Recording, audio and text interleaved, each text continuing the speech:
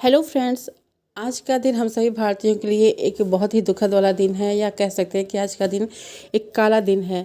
हमारे भारतीय वायुसेना का हेलीकॉप्टर MI-17V5 आज के दिन यानी कि 8 दिसंबर 2021 में तमिलनाडु के पास पर्वतीय नीलगिरी जिले में ऊटी के निकट कुन्नूर में दुर्घटनाग्रस्त हो गया, यानी कि जो हेलीकॉप्टर था वो क्रैश हो गया। इस हेलीकॉप्टर में हमारे CDS यानी कि chief of defence general Bipin Rawat ji और उनकी पत्नी मधुलिका रावत जी की मृत्यु हो गई।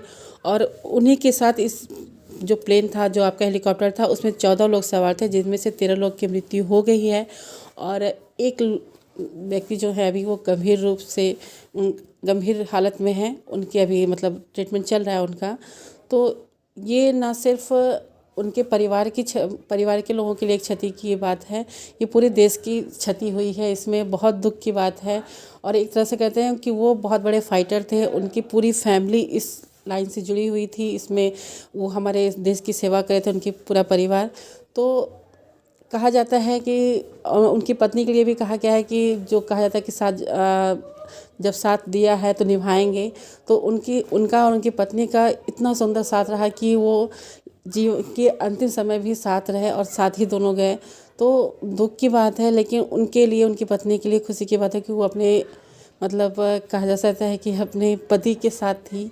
तो भगवान उनकी आत्मा को शांति दे और उनके परिवार को इस दुख सहन करने की भगवान उन क्षमता दें, वो सह सकें इस दुख को। तो जो उनके परिवार के साथ साथ पूरा देश दुखी है इस बात से। और ऐसे वीर पुरुष को कहा जा सकता है कि नमन है दिल से। पूरा देश इनको आज याद कर रहा है और अश्रुपूर्ण श्रद्धांजलि दे रहा है। जनरल बिपिन रावत जी भारत के पहले चीफ ऑफ डिफेंस हुए और 1 जनवरी 2020 को रक्षा प्रमुख का इन्होंने पदभार ग्रहण किया, और जो कि अपने आप में एक गौरव की बात है, जिसमें तीनों जो आपके हैं, थल सेना, जल सेना, वायु सेना के ये प्रमुख थे। एक तरह से ये हमारे देश के जो प्रमुख प्रधानमंत्री हैं या रक्षा मंत्री हैं, उनके लिए एक ये मतलब चीज़ों को सीधे सीधे बताते थे कि हाँ क्या चल रहा है, क्या नहीं चल रहा है। तो बहुत अच्छी कड़ी थे और इन्होंने बहुत अच्छे से इस पद को निभाया भी, अपना कार्यभार बहुत अच्छे से किया।